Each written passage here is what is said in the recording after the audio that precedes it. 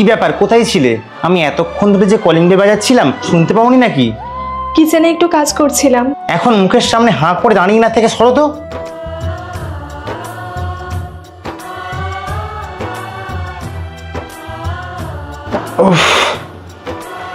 এখানে দুটো কাপ রাখা কেউ এসেছিল নাকি?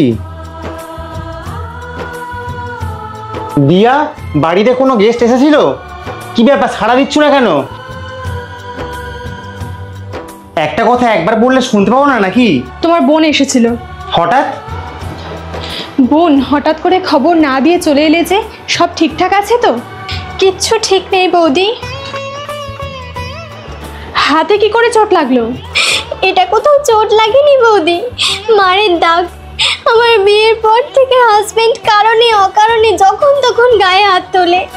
এত সব কিছু ঘটে গেছে, তুমি তোমার দাদার কাছে বলোনি কেন?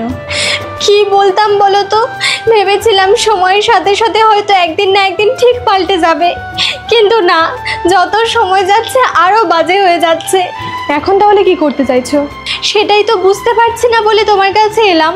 কি করি বলো তো বৌদি? আমার মনের মধ্যে শুধুমাত্র একটা কথাই ঘুরপাক খাচ্ছে, ভাবছি ওর নামে কি পুলিশে কমপ্লেন করব। এই একই প্রশ্ন আমি যদি তোমাকে করি? মানে?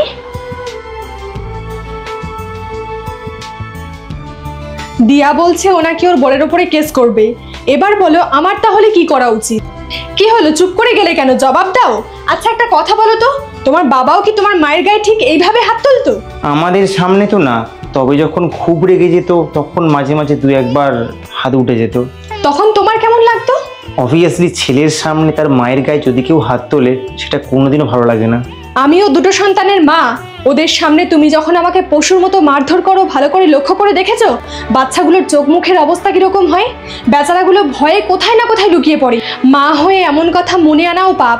তাও তোমার প্রশ্নের উত্তর জানার জন্য জিজ্ঞেস করছি, কাল যদি তোমার মেয়ের সাথে কেউ এরকম করে তখন তোমার কিরকম লাগবে? মেরে মাটি চাপা দিয়ে দেবো। শুধুমাত্র শুনেই তোমার রিয়াকশনটা এরকম হলো।